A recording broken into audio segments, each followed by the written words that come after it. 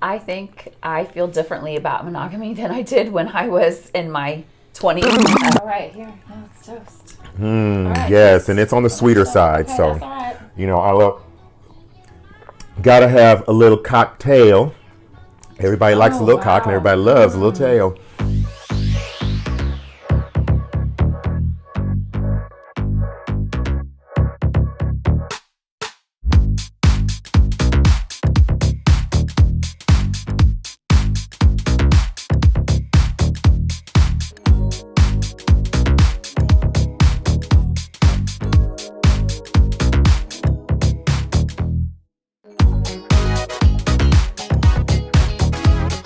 So this is my margarita. I love making this recipe. It's my favorite.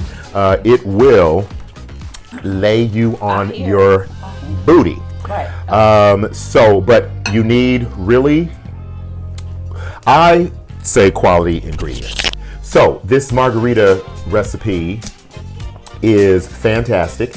It is pretty much all liquor and juice, but you need fresh ingredients, and that's really what makes the difference. And you don't want to buy the bottles, the mixes. Don't do mixes. You don't want to do mixes. So you need fresh squeezed lime, and so this will be the ratio if you're doing one drink.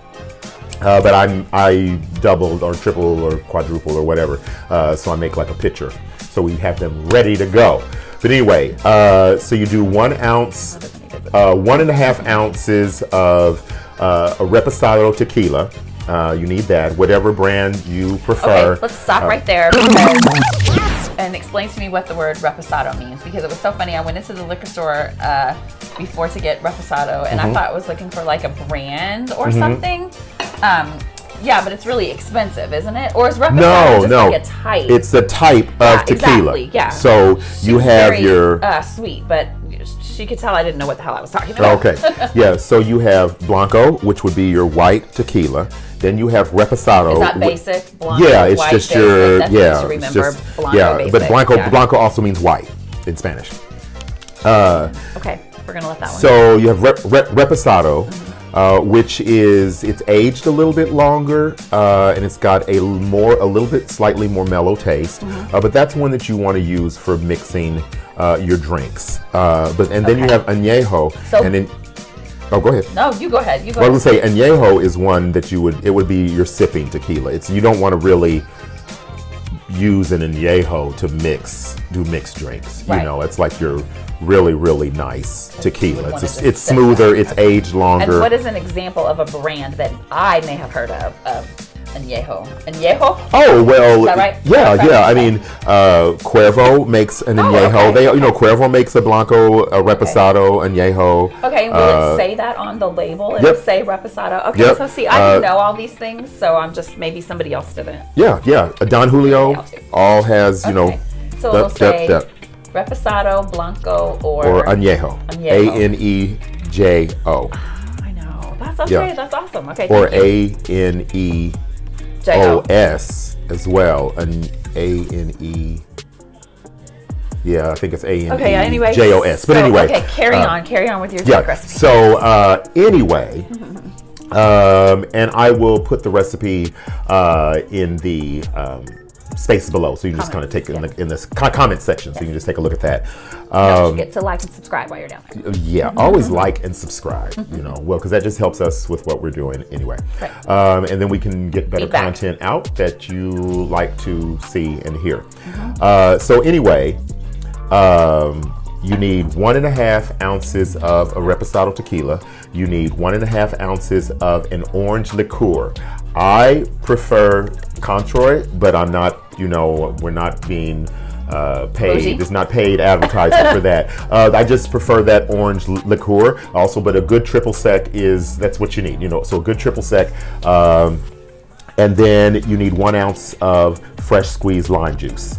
And then you just shake it up well, pour it over some ice, and there you go.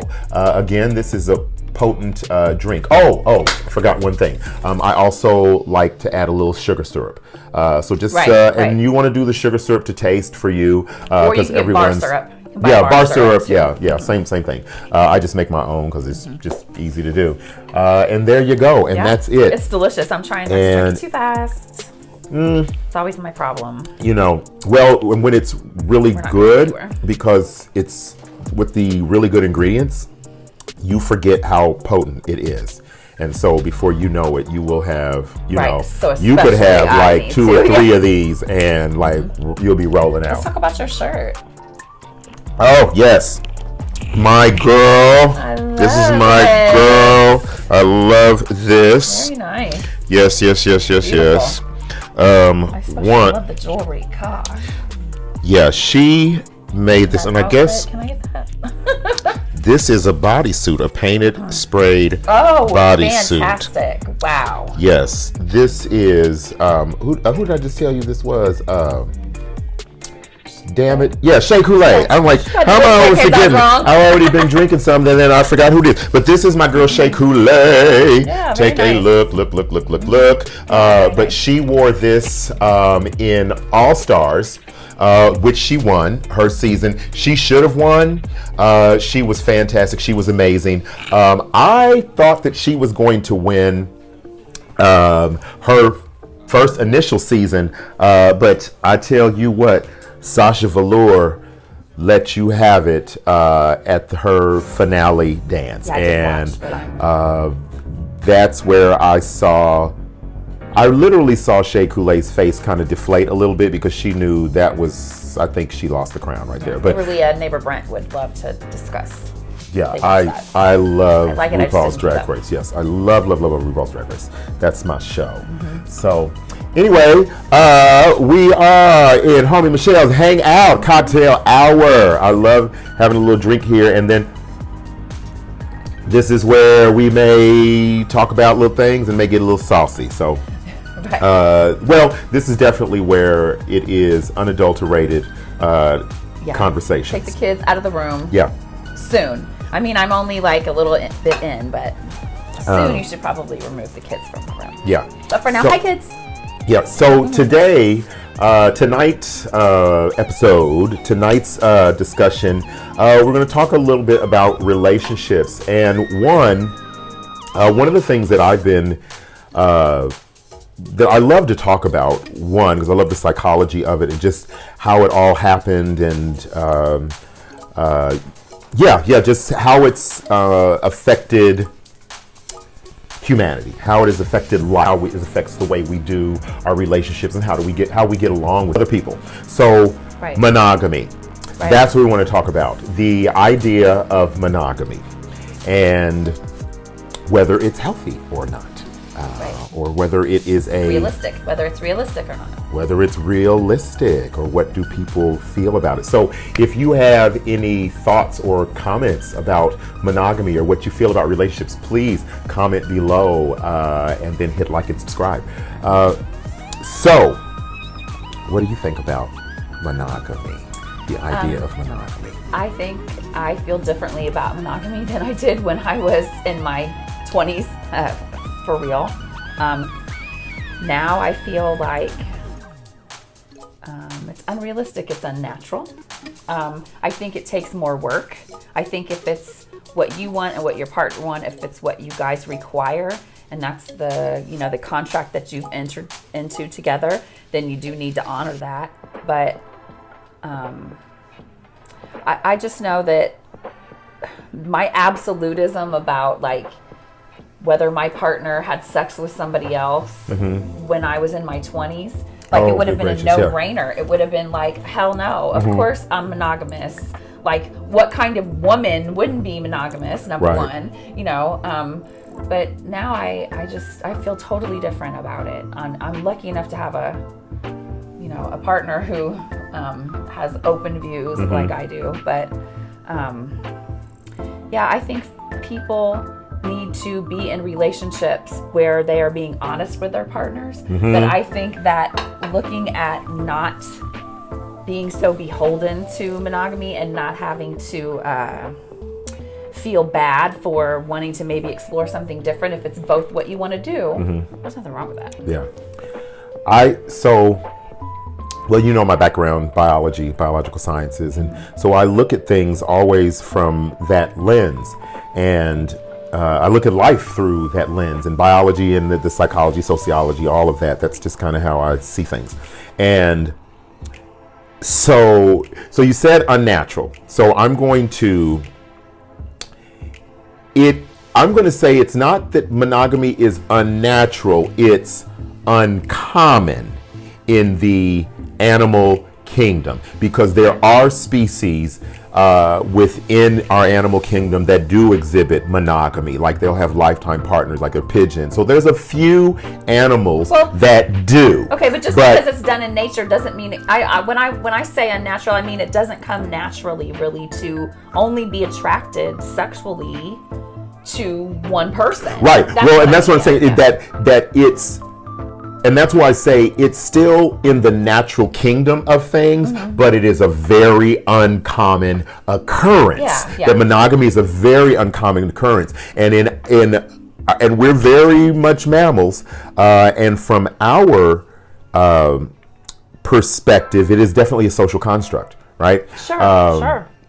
And when we think about the drive of that and that whole idea of monogamy, because you can still be with just one person, but see, it's the other pieces that go with the idea of monogamy, right? That can also be toxic, right? And so there is a term, and you can read about it if you like. It's called toxic monogamy.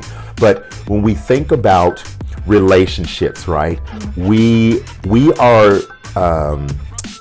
conditioned to believe that there is one person and only one person out there, or that there's that one person out there that we will find that will be our love, and also that, let's say that we do find that one person, right, that we do love, that it also means that we're not supposed to be in love with anyone else. Right. As though love and being in love with someone is this exclusive kind of thing, and that if I love this person,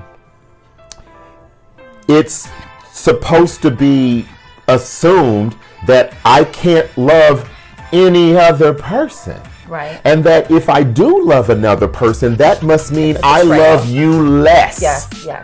Right. That's the issue of that toxicness, right, that gets into relationships. And it's like, because there's never going to be one person that is going to be everything for you. That's why we have friends, that's why we get to pick different people in our lives. But I just think that monogamy aspect is what creates this toxicity in relationships. It makes it very unhealthy because, especially with young kids, when they start thinking they know about relationships, right? Yeah. And that whole idea of, they're not married, they haven't done anything, he's cheating on me or she's cheating on me. And I'm like, first of all, youth is wasted on you. Y'all are just young and kids. And then for you to think that this teenage male is not going to be drawn to 15 other females and be sexually attracted to these 15 other females, right? But then, right. So let's say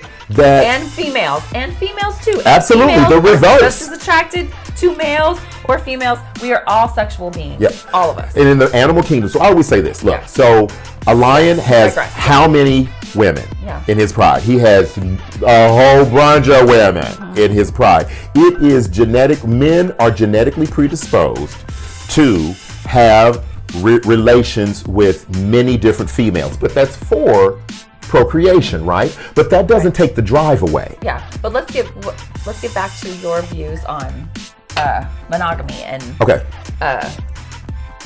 like toxic monogamy. Like, explain that to me again. So, and I have some things here when we think, I segued. Let's see that. Like, if you truly love someone, these are things that are toxic. Like, these are some of the things that we say. If you truly love someone, you will never be attracted to anyone else.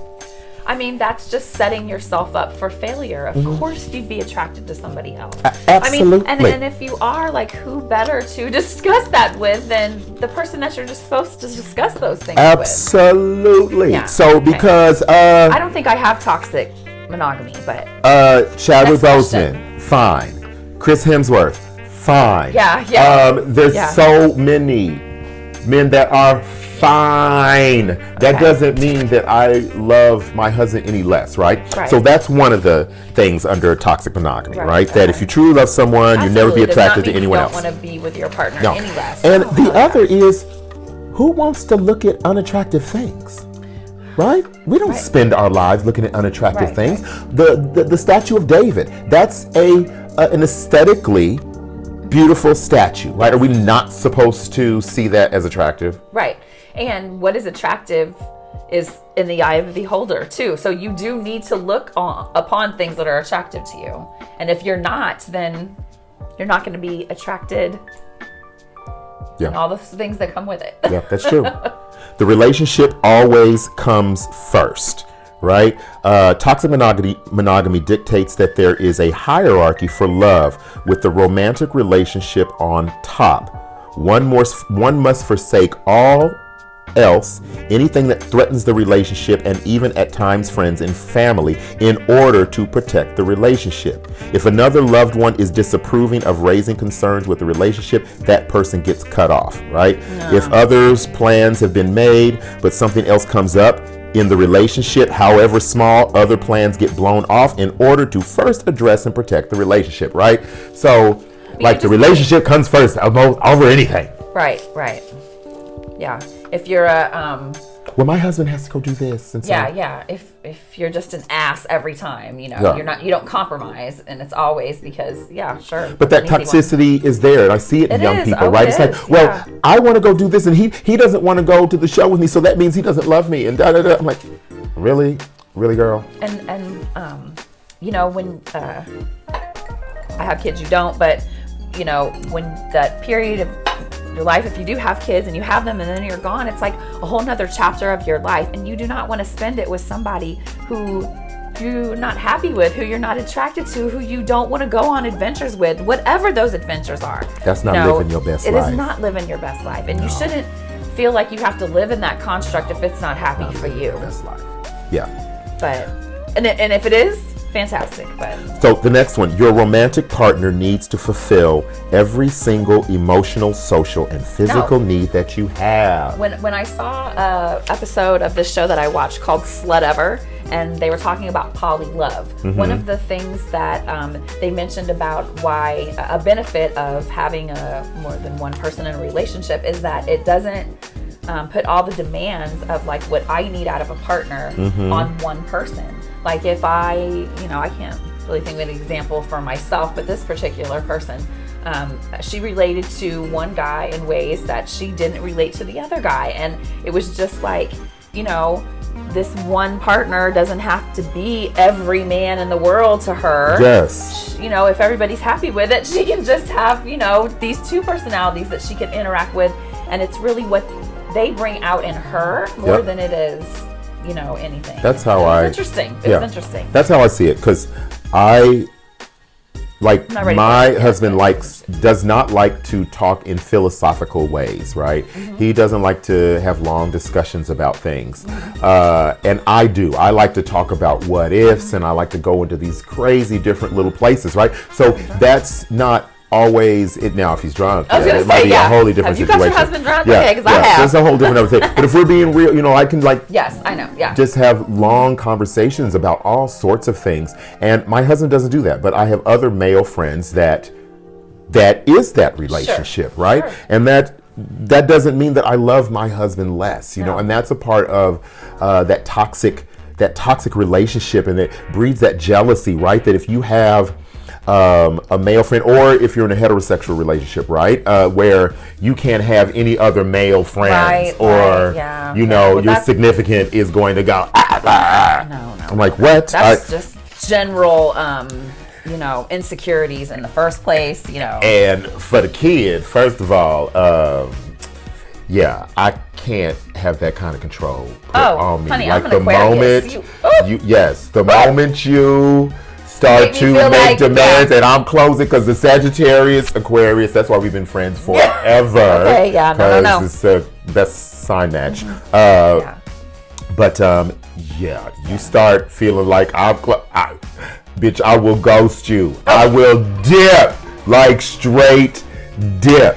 I'm surprised I have been in a relationship as long as I have been, but it is because we understand one another. We know where we're coming from, and also there's just shit that you just have to go, look, this is just it. Right. You know, and this is who I am. This is the way that I need to live without hurting someone, right? You know, sure, you're not trying to hurt someone. Absolutely. But relationships are work. It's easier to be single. It really, really is. Y'all, I mean, this will be a whole other show, but y'all are together because you've worked at it. Let's be quite honest. Oh, no. It's work. It's work. Yeah. Because you have to think about someone else's emotions. And you know, girl, I'm spoiled. You know, that's one of the reasons that I don't have children, you know, because if you have a baby, you won't be the baby anymore. You know, and I'm just not equipped. One day again, you will be. I'm just not equipped for thought of children, no. Okay, but anyway, that's a whole other story. On topic. Yes, sufficiently passionate and true love will always overcome practical incompatibilities. No, that's a fair statement. No. It is so romantic to believe that love conquers all, but it's not always true, right? Sometimes it's better to let go of a relationship when fundamental or practical incompatibilities are disrupting lifestyles, principles, or happiness, right? Yeah. So this was one of the big things that for a long time in our relationship, right? And you know this, but the viewers don't. I'm not going to talk a whole lot about it. But my husband initially in our relationship wanted children, right? And I told him from day one, Christopher was having no children ever, right? And so later in our relationship, you know, because we've been together for over 20 years, and he told me, he said, you know, I thought I would be able to change your mind later. And I was like, honey, I told you from jump that I was not having kids, and I meant that. But that goes into that, right? That true love will overcome practical incompatibilities. And I asked him, I said, honey, are you sure that you want to be with me? Because I know how much you want children, right? And so that was always something that I felt guilty. You know, I felt like I was keeping him from having something that he always wanted. But then he had to keep reminding me, he's like, no, this is a choice. This is something I wanted. And no. And do you guys still have those conversations? Not so much anymore. Not so much anymore. Because earlier on, I would feel bad because I would see him watch this commercial where there's this dad and his kid, and my heart would just go. As we get older, we have different relationships with how we feel about children. But my heart would just break for him, right? Thinking it, but he was like, no, I moved on from that. You know, but I did question, you know, are you sure that I'm the one for you? Because that was an incompatibility, right? Yeah, that was true there. Love is not going to overcome. What overcame it was you guys, you know, talking about it and, you know, working through it, and here you are today, you know. And it was, I don't know all of what he had to do, how he rationalized or whatever he did in his brain to come to terms with it, but it was just, that's just what it was for me. I am not equipped to be a father because I will resent having the child, and that's why I can't do it. And I wouldn't pretend to know, or you know, if I did portray his confidence, you know, but I would say he made a compromise because he loves you. Yeah, and that's the part that makes me feel bad. Like he had to compromise something that he really wanted, right? And so that's the part where you're like my heart breaks a little bit. Yeah, but that's what love really is. And it is. That he did that your heart breaks for it. Mm-hmm. You know? That's love. That's that love that is not, it doesn't always put a tingle in your crotch. You know? Right. That love is, you know, watered and tended. Yeah, and it's just universal. It's just one of those things that is now, especially at this point. And refertilized. Right. And you know, it grows into different things, and sometimes you chop off pieces, but things always grow back again. Okay. How about this one? And I know you know situations of girls, and I'm gonna say girls right now, and I know, don't come at me. Oh, I'll come at it. Because it's like sexist-y sounding, right? But it just hit me when I was thinking about this. But jealousy and possessiveness are an indicator of love. And so I know some gay dudes who think this too, that if my man doesn't get jealous when someone hits on me, that he doesn't love me, or that jealousy means he really loves me. No, jealousy and possessiveness can be totally different, because OJ was jealous and possessive, and we know what happened. Okay. Allegedly. Yes. Allegedly. But it wasn't so allegedly shit. I know lots of people who are like, my man loved me because, he got so angry when he heard Big such and such was, trying to talk to me. Get in my DMs. Yep. I'm like, y'all are trying to start some bullshit. That's how people get their ass whooped. It's okay with healthy attention to it. Right. That's okay. But yeah, if it's to the point where your partner is feeling so threatened that they're having to look in your phone and all that, like, it's just not even worth it. Like, find you somebody who doesn't want to do that. And I will tell you, it's really hard to do if you're young. It's fucking hard because we're all so worried about what somebody else is doing when we're that age. We really just are. It's the insecurity. That's what it is. Yes, it's all insecurity. Because my husband and I, we do not go through each other's phone. When each other's phone rings or text come through, we don't, because there's nothing to question. Right. That comes down to trust. Because if you're always... I'm the same way in my relationship. I know a lot of young people who are like, I make my man give me his code so I can look through his phone. So what you are already saying from jump is you don't trust your partner enough. Right. You already setting the tone that this relationship is not going to last the test of time because you don't have trust from the jump. No, and your man is going to have 2 phones is what's going to happen. Girl. Okay. That's trust and believe you're going to have 2 phones. And it's exhausting. It's exhausting to worry about what somebody else is doing so much of the time. Like, I don't have time for it. I don't. I'm going to worry about what I'm doing. Yes. And you worry about you. Yes. And if you're doing something you're not supposed to do, everything comes out of it. Everything comes out. And just make sure you keep your hoes in check. Dudes and girls, keep your hoes in check. Don't have them, making a fool of you out in public. Because sometimes bitches get shady and they try to do some things. But, that possessiveness,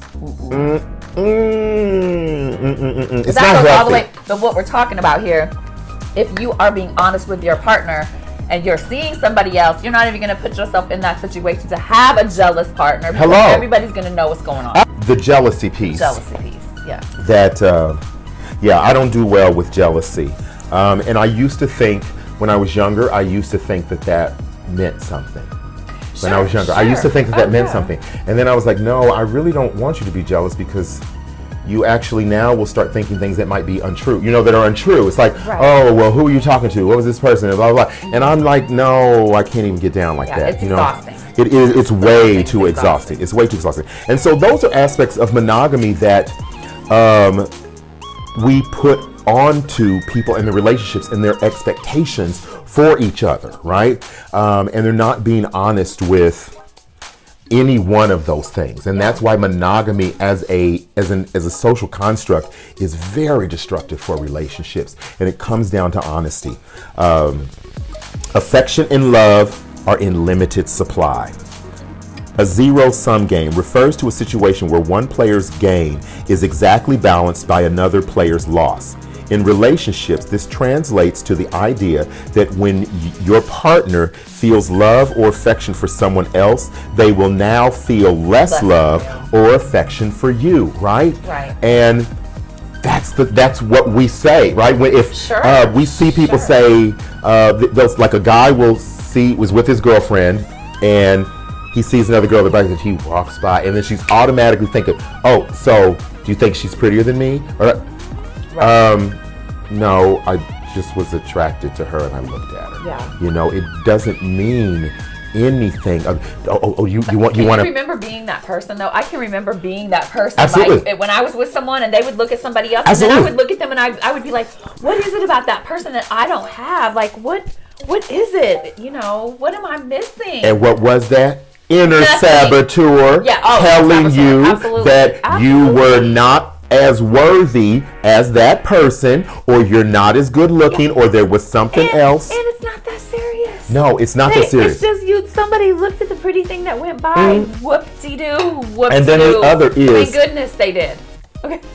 my love, our hearts are so big, we can hold so much love for so many people. That's the other thing, right? Our love isn't limited. And that's with relationships. So you always think about, because I was wondering how these triad relationships work, because I've seen and heard of individuals where there's 3 people in a relationship, right? And I'm like, okay, how does this work, right? How do they deal with the issues of jealousy, or is this person liking someone else? But you really have to get into this place where your love is not limited, you know, and it goes back to trust. Again, it goes totally back to trust.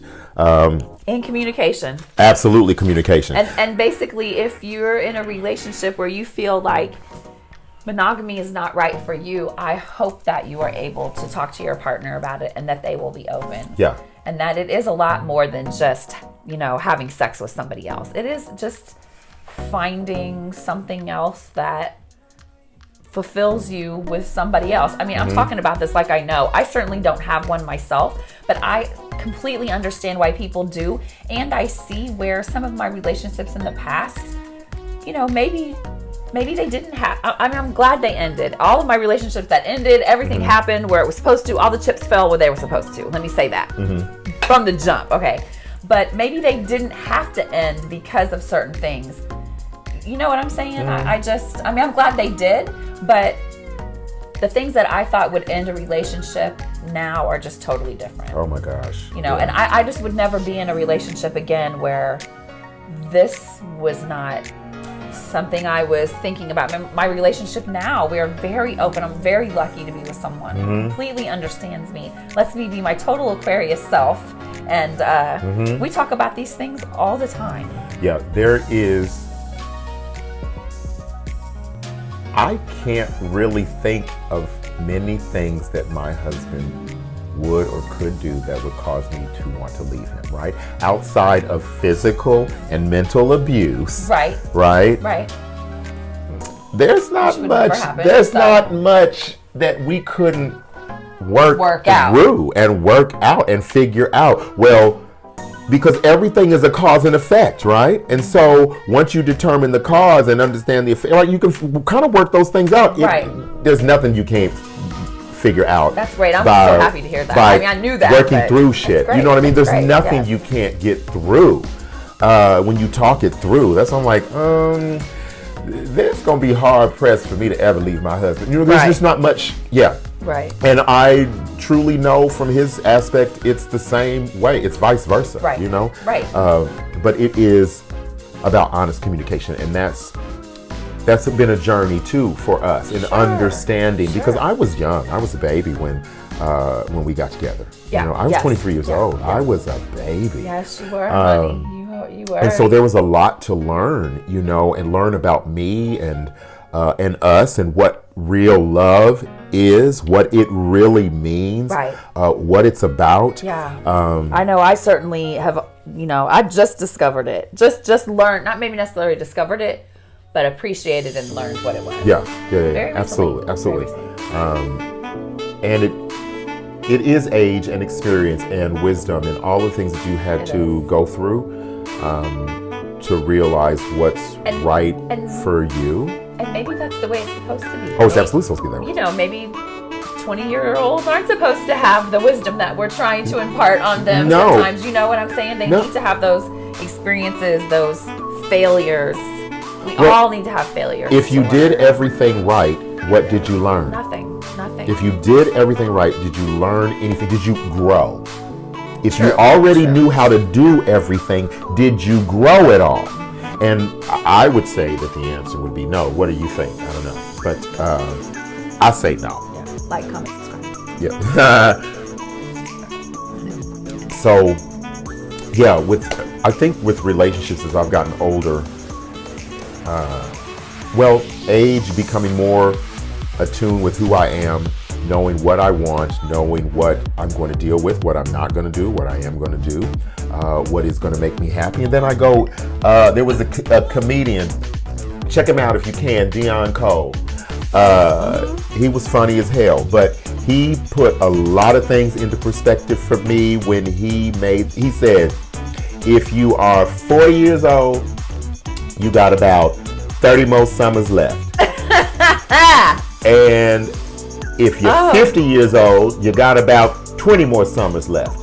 And so I really had to think about that. I'm like, right, when you think about summers, right? When you think about it in terms of summers, it's different when you say I have 30 more years of life. But when you think about... When you start planning those out, like what you might want to do in those summers, like those get smaller. It gets smaller and smaller. I'm like, oh, shit, I only got 30 summers left. Because I think I'm going to live to 80, you know. Because I'm 51, but I'm planning on trying to at least live to 80. Okay, I need you to live to 80 too. Yeah. But, at least. Well, 80 and in my faculties, right? I want to be 80 and having all of my faculties. Yeah. I want to be this old bitch, like still kicking it. Be like... I want to be 80 and still able to light my own bong. Sorry. I want to be 80 and still be up in the club. That's what I want to be 80 and still be up in the club. Be like, look at this old hoe. That's what I want. But when you think of it like that there is a possibility of only having this amount of time, I'm like, okay, no, I have to live my best life. Yeah. Because I may only get this amount of time, because again, I don't know if I'm going to get tomorrow. Right. So you might not get any of those summers. Absolutely. The most important resource that we have is time. Right. That's the most important thing that we could ever have is time. Yeah. That's why I'm choosing to retire when I am. You know, I am retiring at 55. That is 55 and a half, actually. That is a luxury in today's society, and I absolutely know that. I absolutely know how fortunate I am to be able to do that. But those 30 summers hit me hard, and it made me go, doing this daily grind, this being a cog in this wheel, that's not what real life is about. So let's talk about that. But to wrap up the relationship, let's just say, let's hope that if you are in that relationship and you want to have those conversations, I would encourage you to do it with your partner. I really would. And don't worry about what Aunt Susan's going to think about you or Cousin Billy Bob. Don't worry about that. They need to have their own reckoning too. You never know. They might have their own relationship themselves. You never know. This is true.